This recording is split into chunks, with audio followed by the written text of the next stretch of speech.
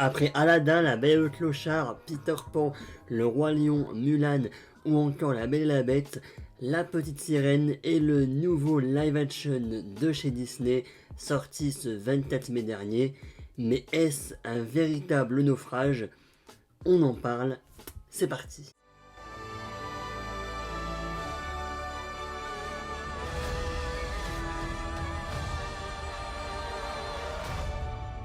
Dans les années 1830, Ariel, la benjamine des filles du roi Triton, est une jeune sirène belle et fougueuse, dotée d'un tempérament d'aventurière. Rebelle dans l'âme, elle n'a de cesse d'être attirée par le monde qui existe par-delà les flots. Au détour de ses escapades à la surface, elle va tomber sous le charme du prince Eric. Alors qu'il est interdit aux sirènes d'interagir avec les humains, Ariel sent pourtant qu'elle doit suivre son cœur. Elle conclut alors un accord avec Ursula, la terrible sorcière des mers, mais sans se douter que ce pacte met sa vie et la couronne de son père en danger. Ça y est, le film La Petite Sirène est enfin sorti depuis le moment qu'on en parle sur la chaîne, entre oui, les deux réactions trailer, plus évidemment toutes les polémiques qui ont été engendrées autour de ce film depuis son annonce, et notamment l'annonce du casting. On va y revenir. La Petite Sirène est un film d'animation Disney sorti en 1989. Ariel, etc. Oui, on est quand même sur l'un des plus grands classiques de chez Disney. Et évidemment, chez Disney, on est obligé. On est obligé de passer par la case remake. Hein. On sait qu'il y a Blanche-Neige qui va arriver en 2024, Le Roi Lion 2, ou encore même du Vaiana annoncé récemment, Hercule, les Aristochats. Oui, je pense honnêtement que dans 10 ans, tous les Disney seront remakés en live action. On va devoir y passer dans tous les cas, et c'est assez malheureux puisqu'on va y revenir. Pour moi, à part l'argent, il n'y a aucun intérêt. Vraiment. Parce que même essayer de trouver un nouveau public, eh ben ils ont qu'à aller regarder les anciens. Hein. Parce que vu ce que ça donne celui-là, la direction artistique de ce film est pour moi le plus gros bémol et surtout le plus gros foutage de gueule de ces dernières années. Carrément. Puisque là, eh ben, on passe après Avatar 2, on passe même après, on va oser dire, le film Aquaman, sorti en 2017-2018, je ne sais plus. Et ben honnêtement, on est en 2023, on se croirait en 2012, 2005. Oui, même peut-être même 2002. Parce que là, honnêtement, au niveau des effets sous l'eau, on est quand même sur un film La Petite Sirène qui va se passer plus de la moitié du film. Quand même, le film dure 2h15, on va y revenir. Le film dure 2h15 et on passe plus de la moitié de ce film sous l'eau. Honnêtement, il n'y a rien qui va. La couleur, c'est trop sombre.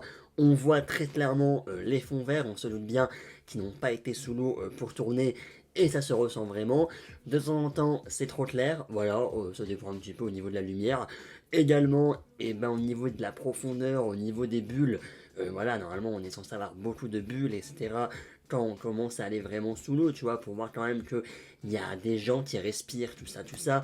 Eh ben non, en fait vraiment on a l'impression que on a juste l'impression qu'ils sont derrière un fond vert et on sent clairement que cette matière de l'eau finalement n'est pas là du tout. Et c'est pareil d'ailleurs au niveau des textures qu'il y a en rapport avec l'eau. Enfin voilà, je suis désolé, mais la barbe du roi Triton, ou quand même les écailles des sirènes, ou même la manière dont les sirènes nagent sous l'eau, rien ne va, voilà, ça dure plus de la moitié du film. Au niveau du scénario, eh ben j'ai pas grand chose à dire, on est très clairement, oui, sur un copier-coller de ce qu'on a pu avoir en 1989. Oui, il y a quand même environ 1 heure de plus. Voilà, celui de 1989 dure environ 1h10, le film d'animation. Là, on est vraiment sur du 2h15, d'accord. On est à la limite d'être la même durée qu'un Ant-Man and the Wasp Quantumania. Ok, on est sur la même durée que les derniers Marvel. Et c'est, voilà, je vais vous le dire maintenant, pour moi le film était un chouïa long. Je trouve qu'il y a certaines scènes qui auraient pu être raccourcies. Et justement, en parlant des scènes, vu que ça dure 1 heure de plus que l'original, on a rajouté des choses en plus. Scènes, oui, reste, je trouve, assez intéressante. Voilà, notamment quand Ariel arrive sur Terre et qu'elle découvre un petit peu cette civilisation, qu'elle essaye un petit peu de s'intégrer à cette culture finalement, parce que vivre sous l'océan et vivre sur Terre, ce n'est pas la même chose, effectivement, et donc on voit des scènes assez drôles, voilà, on voit certains quiproquos qui honnêtement m'ont soit fait sourire, soit des petits malheureusement, si on reste au niveau du scénario, oui, on reste sur une pâle copie. Bon, juste au niveau du pacte d'Ursula, on va rajouter quelque chose en plus. D'accord, pourquoi pas. Maintenant, si on parle des valeurs de ce film 2023, on est vraiment sur les mêmes valeurs qu'en 1989. Des valeurs qui en 2023 peuvent soit nous faire sourire, soit oui nous faire paraître très clichés. Malheureusement, par exemple Ariel qui tombe amoureuse du prince Eric en 3 secondes, qui va chercher une statue du prince pour le mettre chez elle. On est dans limite de l'amour toxique de 2023, hein, voilà, ou encore le prince Eric qui veut à tout prix retrouver, peu importe le moyen, sa sirène adorée qu'il a sauvée.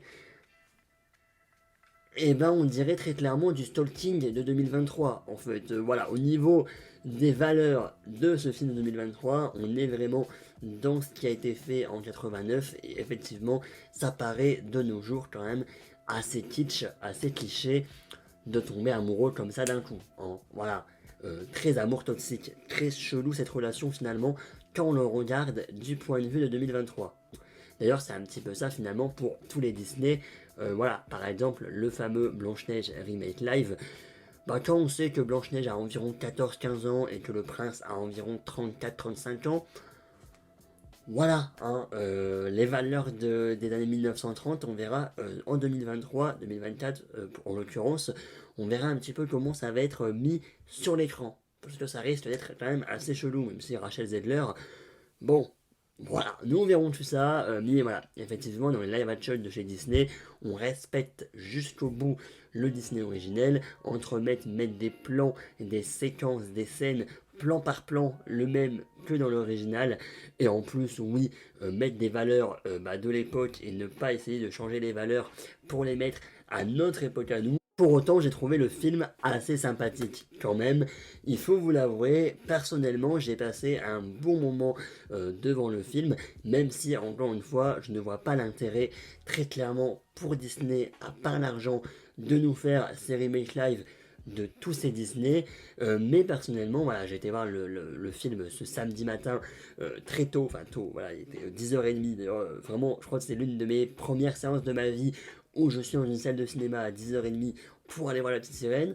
Quand même, il faut le faire. Mais voilà, donc j'ai accompagné pour le coup ma famille en général, dont des enfants et qui là, eux, ont vraiment bien aimé.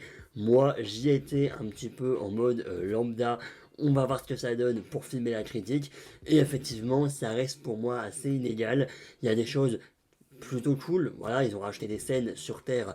Et donc, notamment, les scènes sur Terre ont été plus intéressantes que les scènes sous l'eau. Parce qu'encore une fois, les effets spéciaux, la VFX, c'est pas ça du tout. Je trouve en général que le casting, bon, personnellement, vu que c'était avec ma famille, j'ai dû aller voir le film en VF. Donc, on va pas juger non plus le jeu d'acteur, etc.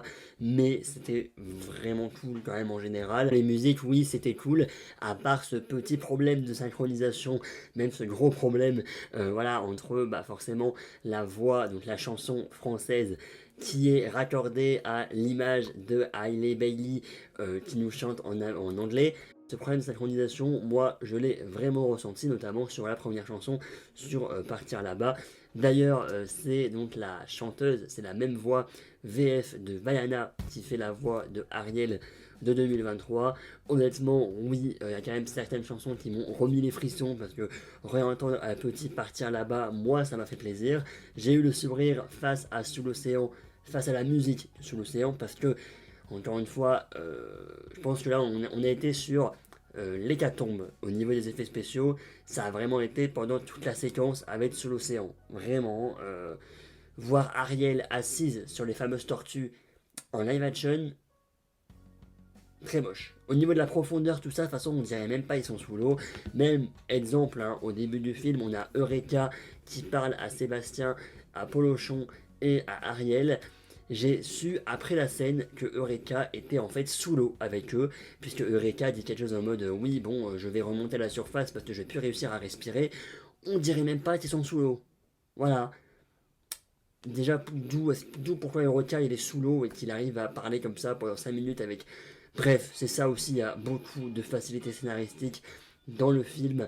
Voilà, à quel moment Eric il arrive à plonger, voir Ariel, et que il se dit pas je vais remonter à la surface.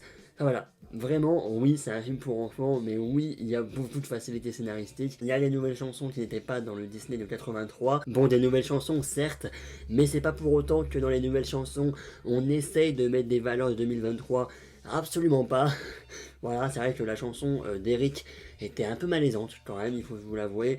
J'ai ressenti le malaise TV personnellement sur mon siège. La chanson d'Ursula était très cool, franchement j'ai bien aimé. Et également, oui, malheureusement, je pense que l'un des bémols en général des live action, c'est au niveau des animaux. Et à part le Roi Lion, on était clairement sur un juste plan par plan, scène par scène, c'était la même chose avec un lion, mais j'ai quand même une expérience cinématographique un peu différente avec le Roi Lion parce que je l'ai vu en cinéma en plein air dans le sud de la France. Donc voilà, il y avait le soleil et tout au cinéma en plein air.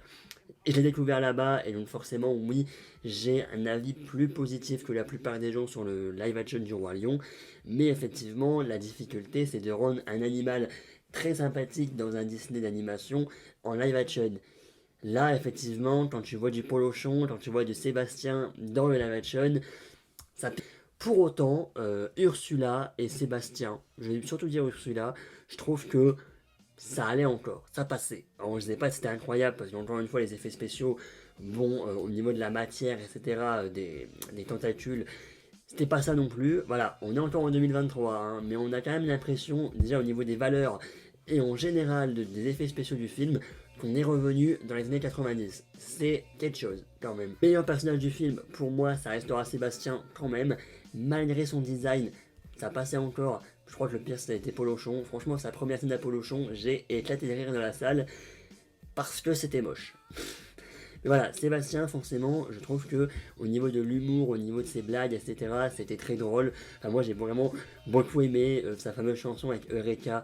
Bon, si vous avez vu le film, voilà, la fameuse chanson où ils sont sur le lit, voilà, en train de chanter C'est la rumeur ou je sais pas trop quoi.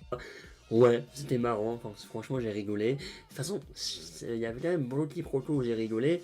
Même là, voilà, la scène du lagon, j'avais le sourire, c'était plutôt marrant. Voilà, franchement, je pense que je suis quand même quelqu'un d'assez bon public, même si j'en demande, je suis peut-être un peu plus exigeant maintenant, après avoir vu certains films, et donc forcément, quelqu'un qui a 10 ans ne va pas voir les effets spéciaux moches. Moi, eh ben, je vois que ça. Voilà, je suis arrivé sous l'eau, j'ai vu ça, j'ai vu les sœurs d'Ariel, je me suis dit, oh mon dieu, niveau des effets spéciaux, les incrustations, tout ça, c'est quoi ce délire?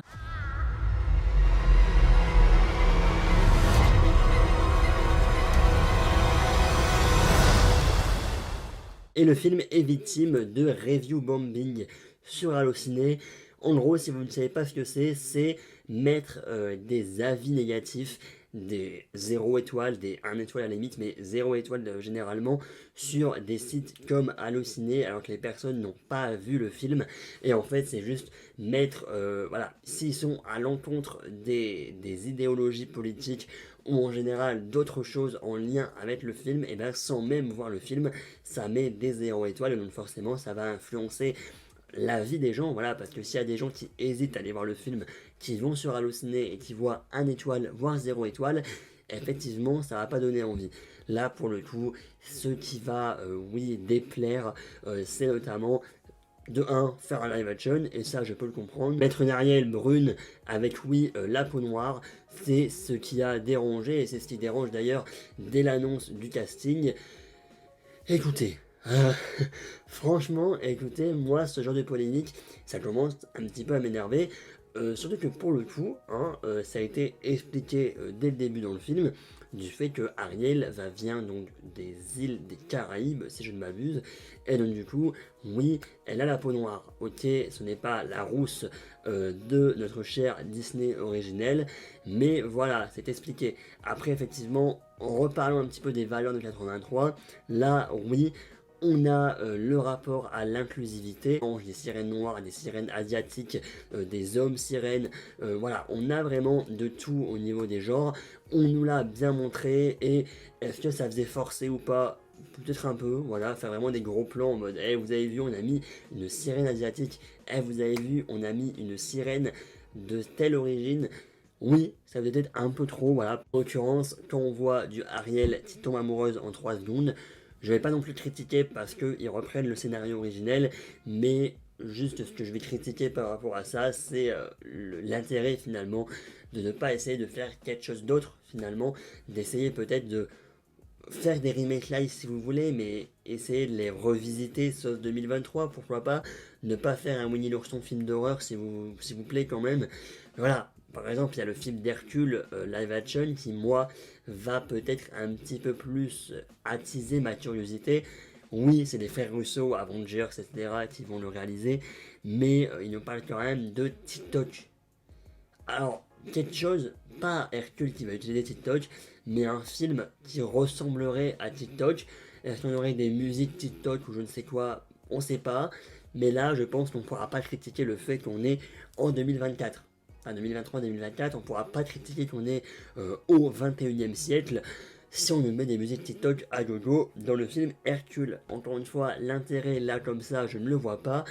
Ça a été annoncé que le film Vaiana aura également le droit à un live action. C'est mon film Disney préféré, donc j'ai très peur. Voilà, on a Blanche-Neige avec donc Rachel Zegler et Gal Gadot qui arrivera en mars 2024. Là également, le film ne s'appellera pas Blanche-Neige et 7 nains, mais juste Blanche-Neige. En plus, Hailey Bailey est donc une chanteuse à l'origine, donc je pense même que voir le film en VO, ça reste une bonne chose. Moi, malheureusement, c'était en VF, mais j'ai profité de la voix donc de Vaiana en l'occurrence.